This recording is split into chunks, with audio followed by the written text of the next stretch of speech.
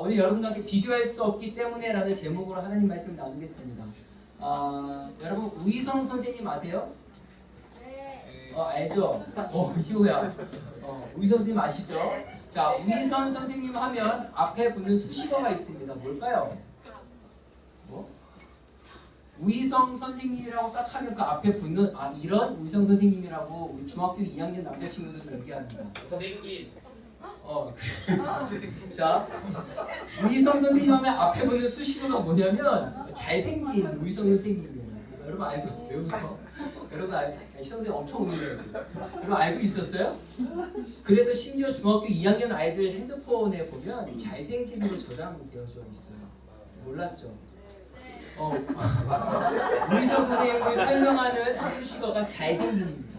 자, 그러면 우리 3학년 남자를 맡고 있는 박중찬 선생님의 수식어는 뭘까요? 왜 웃으시는 있어요, 그런 수식어가.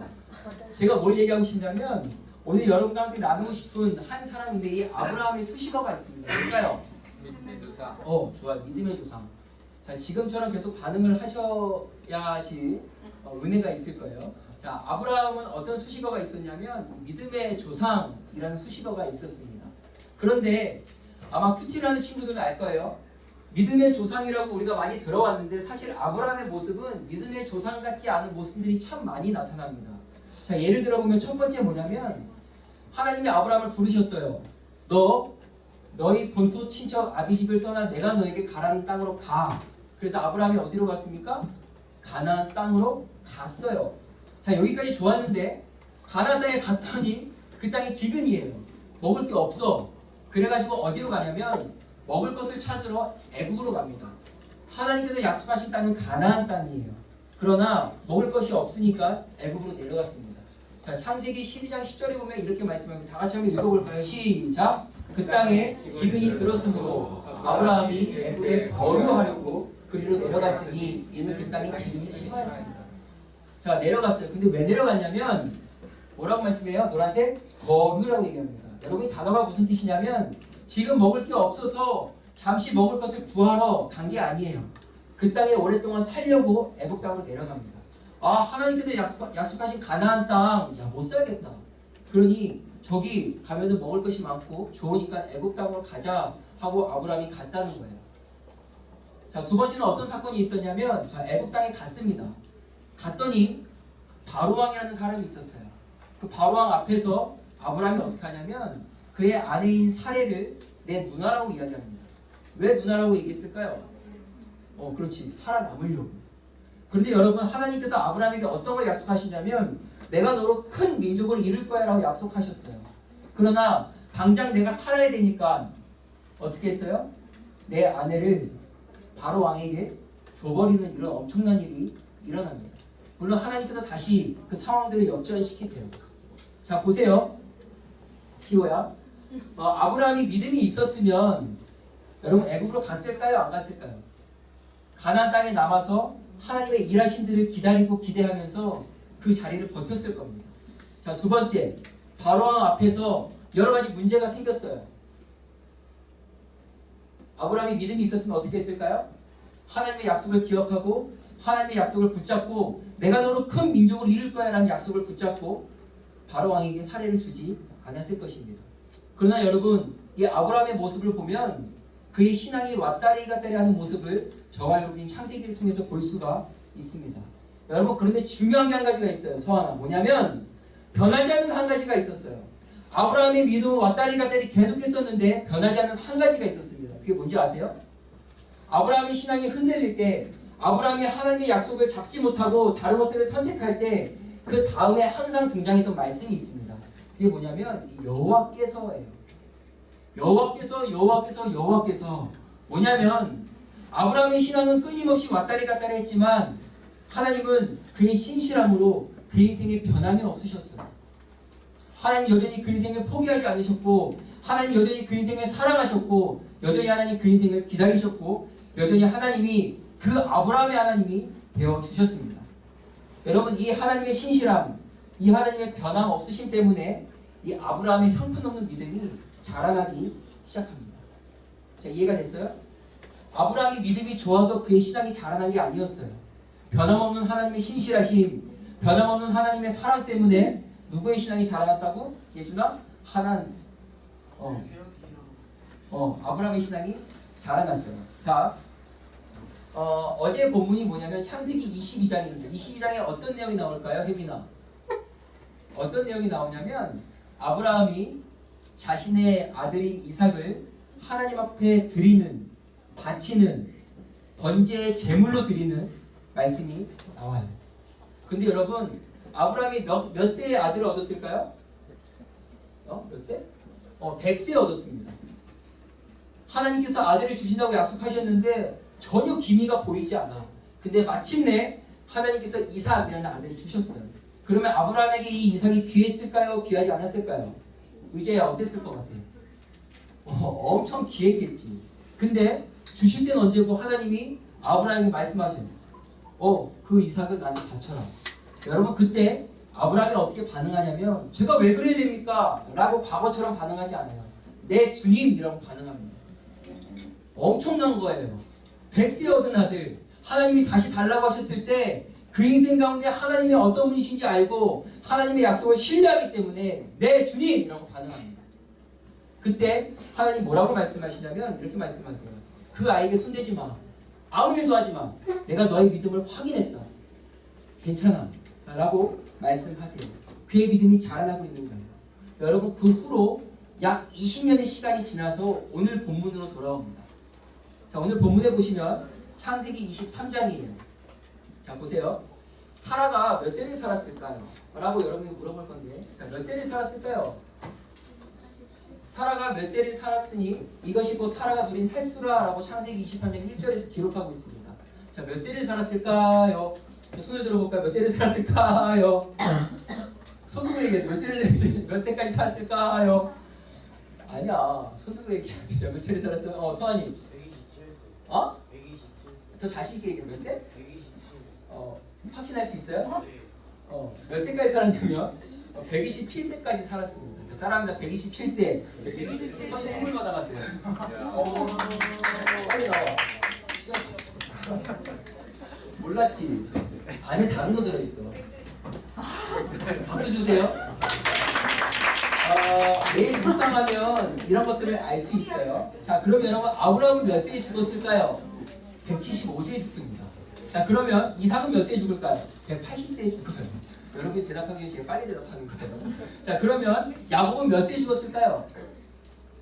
147세에 죽습니다. 자, 그럼 요셉은 몇 세에 죽었을까요? 110세에 죽습니다. 자, 어쨌든 오늘 말씀에 보면 누가 죽어요? 사라가 죽습니다. 여러분 창세기 23장 전체에 어떤 이야기를 하고 있냐면 사라가 죽고 아브라함이 가나안 땅에 있는 막벨라 굴이라는 땅을 샀다라는 얘기를 23장 전체에 하고 있어요. 어떻게 얘기해서 그 가나안 땅의 땅을 샀는지를 설명하고 있습니다. 자, 여러분 아브라함이 땅을 산 게 그렇게 중요할까요? 땅 투기하는 것도 아니고 왜 이렇게 아브라함이 땅 산 얘기를 이 창세기 23장에 거대하게 성경은 기록하고 있을까요? 왜 그럴까요? 그만큼 중요할까요? 엄청 중요해요. 왜 중요하냐면 여러분 아브라함이 믿음이 어렸을 때 믿음이 성장하지 않았을 때는 하나님의 약속에 민감하지 않았습니다. 둔했어요. 그러니 자기 멋대로 그 인생을 살아갔습니다. 그러나 아브라함의 믿음이 희후에 자라나면서 어떤 일이 생기냐면 하나님을 신뢰하기 시작합니다. 하나님을 신뢰하니까 어떤 일이 생기냐면 하나님의 약속에 큰 관심과 마음이 움직여지기 시작합니다. 믿음이 어렸을 때는 그렇지 않았어요. 그러나 믿음이 자라나고 성장하면서 하나님의 약속에 마음과 관심을 두기 시작합니다. 여러분 이것이 아브라함이 땅을 산 사건을 통해서 드러납니다. 자, 여러분 누가 죽었어요? 누가 죽었어? 사라가 죽었습니다. 여러분 생각해보세요. 이게 누구의 아내예요, 사라가? 아브라함의 아내입니다. 여러분 아내를 잃었어요. 아브라함이 몇 세에 죽었다고? 180세에 죽습니다. 175세에 죽습니다. 자, 그러면 사라가 127세에 죽었는데 지금 우리가 계산하기로는 야 진짜 오래 살았다라고 볼 수 있지만 사실 그때의 상황을 보면 이 평균보다 일찍 죽은 케이스입니다. 자, 내가 일찍 아내를 잃었어요. 얼마나 그 마음의 슬픔이 크겠습니까? 통곡하고 애통하고 그 어떠한 것으로도 미루할 수 없는 상황이 지금 아브라함에게 닥쳐온 거예요. 창세기 23장 2절이 이렇게 얘기합니다. 사라를 위하여 슬퍼하며 애통합니다. 그런데 그 다음에 아브라함이 어떻게 행동하냐면 그 시신 앞에서 일어나 나가서 헷 족속에게 말하여 이르되, 여러분 헷 족속이 누구냐면 가나안 땅 주인이에요. 왜 일어나서 나갔냐면 헷 족속 만나가지고 땅 살라고 지금 나간 거예요. 자 보세요. 아내가 죽었어요. 슬퍼요. 애통해요. 그러다 말고 갑자기 일어나서 땅 사러 나갑니다. 여러분 이게 우리의 정서로 이해가 됩니까? 사랑하는 아내를 잃었어요. 울다가 갑자기 일어나서 나 땅 사야 돼. 그리고 땅 사러 간 이 아브라함의 모습을 저와 여러분이 보고 있는 겁니다. 근데 여러분 단순히 아브라함이 땅을 살려고 이 슬픔 가운데 일어나서 이 헷 족속 사람들을 만난 게 아니에요. 자 들어보세요. 당시에 장례 풍습이 있었습니다. 이 고대 사회의 장례 풍습은 사람이 죽으면 어디에다 묻었을까요? 아무데나 묻지 않고요. 자기 고향에 묻습니다. 자 여러분 아브라함과 사라의 고향이 어디였을까요? 광야 갈대아 우르였습니다. 갈대아 우르인데 지금 어떤 일이 생겼냐면 아브라함과 이 사라에게 있어서 고향은 갈대아 우르가 아니에요.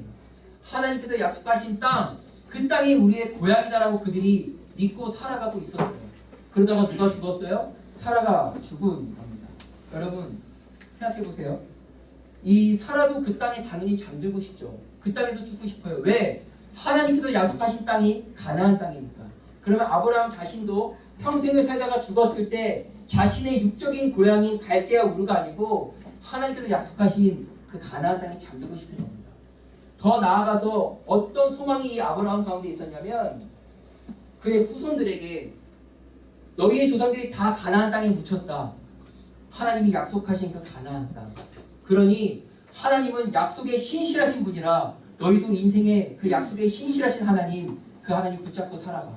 하나님 우리 인생 가운데 그렇게 일하셨었어라고 그들의 후손들에게 보여주고 싶었던 그런 아브라함의 간절한 마음이 이 막벨라 땅을 산 이 사건을 통해서 저와 여러분이 알 수가 있는 겁니다.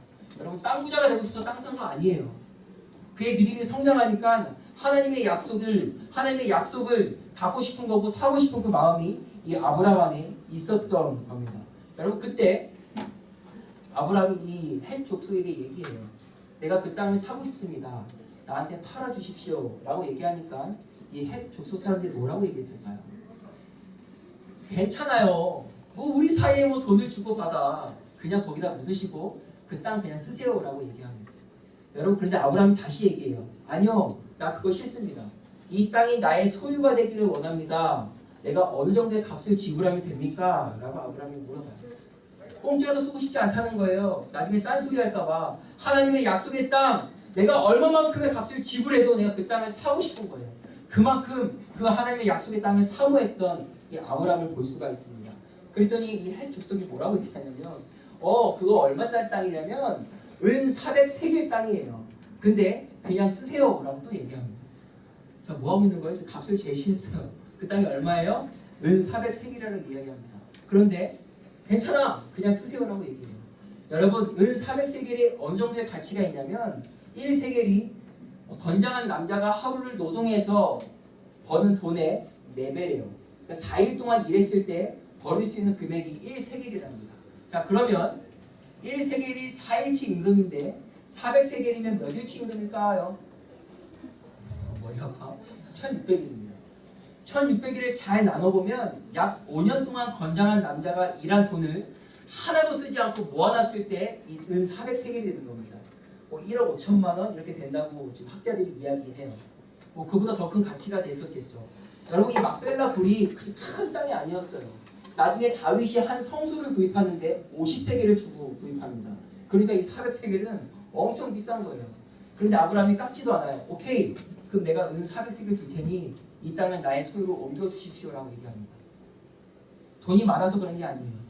그만큼 하나님께서 약속하신 가나안 땅의 그 일부를 내가 사고 싶은, 내가 소유하고 싶은 그 아브라함의 간절한 마음이 여러분 여기에 있는 겁니다. 그리고 오늘 저와 여러분이 함께 읽었던 그 말씀의 마지막에 보면 그 아브라함이 사라를 그 땅에 매장했고 그 땅이 아브라함의 땅으로 옮겨졌습니다. 그 소유권이 확정되었습니다 라고 오늘 창세기 23장 마지막 절 말씀이 그렇게 끝나게 됩니다. 여러분, 이 아브라함의 믿음이 어떻게 성장한 거예요? 아브라함이 잘해서 성장한 게 아니에요. 아브라함이 어떻게 성장하냐면 현서야, 하나님의 변함없으심, 하나님의 그 인생 가운데 함께하심, 하나님의 변함없이 사랑하심을 통해서 이 아브라함의 신앙이 성장하기 시작합니다. 그리고 이 아브라함도 그 믿음이 성장하니 하나님을 무지무지 사랑하는 사람으로 변화되어지는 걸 저와 여러분이 보고 있어요. 여러분, 저와 여러분도 이 변함없는 하나님의 사랑으로 우리의 믿음이 자라면요, 어디에 우리가 관심을 갖기 시작하냐면, 하나님 내 인생 도와주셔서 돈 많이 벌게 해주세요. 하나님 내 인생 도와주셔서 좋은 대학 가주세요. 가게 해주세요. 여기에 우리가 소망을 두지 않습니다. 여러분, 우리가 하나님의 은혜를 경험하고 하나님의 변함없는 은혜와 변함없는 사랑과 변함없는 돌봄을 경험하고 나의 믿음이 자라나면요, 우리가 하나님의 약속에 관심을 갖기 시작해요. 여러분, 하나님의 약속이 뭘까요? 네 인생 부자 되게 해줄게, 그게 하나님의 약속입니까? 아니에요. 여러분, 하나님의 약속이 뭐냐면, 자, 한번 같이 읽어볼까요? 시작. 더 크게 시작. 여러분, 하나님께서 저와 여러분에게 주신 약속이 뭐냐면, 하나님의 백성, 하나님의 자녀에게는 이 영원한 하나님의 나라의 약속을 분명히 주셨습니다. 영원한 생명을 저와 여러분에게 분명히 약속하셨어요. 내가 사랑하는 주님과 영원히 거하는 그 나라를 우리 하나님께서 저와 여러분에게 약속하셨습니다. 그리고 여러분, 우리의 인생이 그 약속을 바라보며 끊임없이 믿음을 지키며 살아가도록 하나님 그렇게 말씀하고 계시습니다. 마치 아브라함이 하나님께서 약속하신 가나안 땅을 그토록 사모했던 것처럼 우리의 믿음이 자라나고 우리의 믿음이 성장하면 이 하나님의 약속에 우리의 마음과 우리의 관심을 두기 시작하는 겁니다.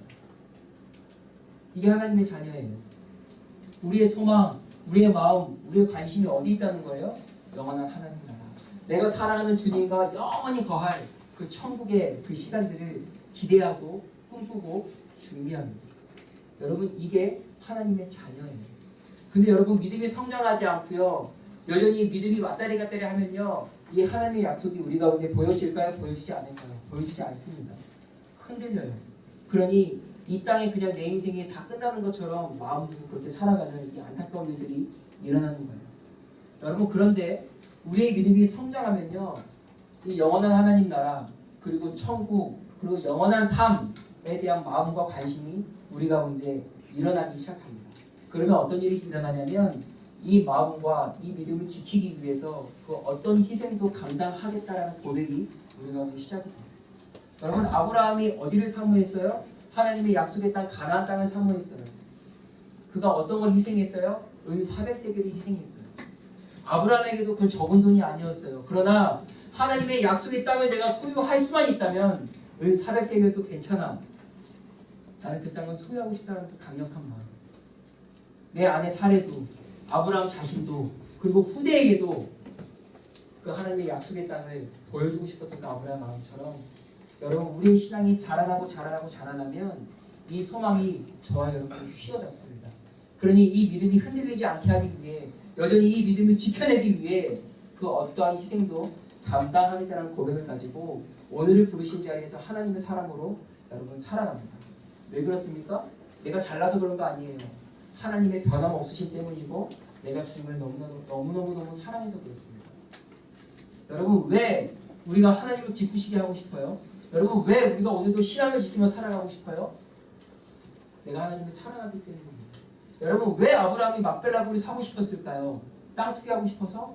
그저 그냥 사랑하는 아내를 묻고 싶어서? 아니에요. 내 믿음이 성장하니까 주님을 너무너무 사랑해서 하나님께서 약속하신 그 약속을 내가 사고 싶은 거예요. 그 간절한 마음이 이 아브라함에게 있었던 거예요. 우리도 동일합니다. 여러분, 우리의 믿음이 성장하면 하나님의 약속에 관심을 갖기 시작해요. 여전히 이 세상의 삶은 우리의 신앙에 도전하고 우리의 신앙을 뒤흔들고, 여러분, 그런데 내 믿음이 성장하고 내 믿음이 자라나면요, 그 어떠한 공격도, 그 어떠한 도전도 내가 그 앞에서 나의 신앙을 지켜내기 위해 어떠한 희생도 감당하겠다는 결단을 가지고 오늘을 살아갑니다. 여러분, 이게 하나님의 백성이에요. 왜 그렇습니까? 내 인생 가운데 변함없이 나를 사랑하시는 하나님, 나도 그 하나님을 사랑하기 때문입니다. 여러분, 기억하세요. 여러분, 신앙은 일시정지가 없습니다. 지금 잠깐 쉴 거야 1년 동안. 내가 잠깐 3개월 동안 쉴 거야. 그리고 3개월 있다가 다시 시작할 거야. 이런 게 없어요. 왜냐하면 여러분 신앙은 앞으로 전진하거나 뒤로 후퇴하거나 둘 중에 하나입니다. 앞으로 고 하거나 뒤로 백 둘 중에 하나예요. 여러분 그렇기 때문에 여러분의 말로 여러분 신앙이 빠꾸치면 어떻게 되냐면 하나님의 약속, 하나님의 꿈, 하나님이 저와 여러분에게 주시고자 하시는 이런 약속에 대해서 저와 여러분이 굉장히 멀어지기 시작합니다. 그러니 우리의 신앙에 도전이 와도 신앙을 뒤흔드는 수많은 일들이 와도 우리의 신앙을 지키려고 애쓰지 않아요. 그리고 하나님의 변함없는 그 은혜에 대해서 우리가 묵상하지 않아요. 그저 그렇게 오늘을 살아갑니다. 그러나 여전히 은혜의 현장 가운데 나의 신앙이 자라나고 변함없이 내 인생을 돌보시고 사랑하시는 그 하나님의 변함없으심에 내가 충만하게 적기 시작할 때 여러분 이 하나님의 약속이 나의 약속이 되고 이 약속을 향하여 그 인생에 걸어가기 시작하는 겁니다. 그분의 변함없으심을 내가 알고 정말 우리 주님 사랑하고 그래서 어떤 희생도 감당하겠다는 고백이 저와 여러분 가운데 시작되는 거예요. 다른 이유 없습니다. 내가 주님을 사랑하기 때문에 주님과 영원히 거할 그 땅을 그 때를 내가 기대하고 갈망하기 때문에 여러분 그렇습니다. 여러분 이해가 됩니까? 여러분 교회를 다닌다는 것은 그냥 내가 종교 하나를 갖는 게 아니에요. 내가 주님과 평생 교제하는 거예요. 그리고 교제를 통해서 나의 신앙이 자라나고 내가 더욱더 주님을 사랑하고 마침내 내가 주님과 영원히 거할 그 천국을 소망하며 오늘을 하나님의 사람으로 살아가는 게 여러분 신앙생활입니다. 그러나 신앙이 빠꾸치면 보이지 않아요. 관심 없어요. 그러니 그냥 교회만 왔다 갔다 하는 종교인으로 그냥 우리의 삶이 끝나는 겁니다. 여러분에게 두 가지를 제안하고 싶습니다. 첫 번째가 뭐냐면 한번 같이 읽어볼까요? 자 읽어보세요. 시작. 믿음의 전진을 위한 저축이죠. 뭐냐면 내가 끊임없이 그분과 거하는 거예요. 내가 그분과 함께하는 거예요. 우리 1월 첫 주에 말씀드렸듯이 주님과 팔짱 끼는 거예요. 왜 이걸 저축이라고 표현을 했냐면 여러분 투자는 잃어버릴 수도 있고 없어버릴 수도 있는 게 투자예요. 그런 저축은 계속 그 믿음들이 쌓이는 겁니다.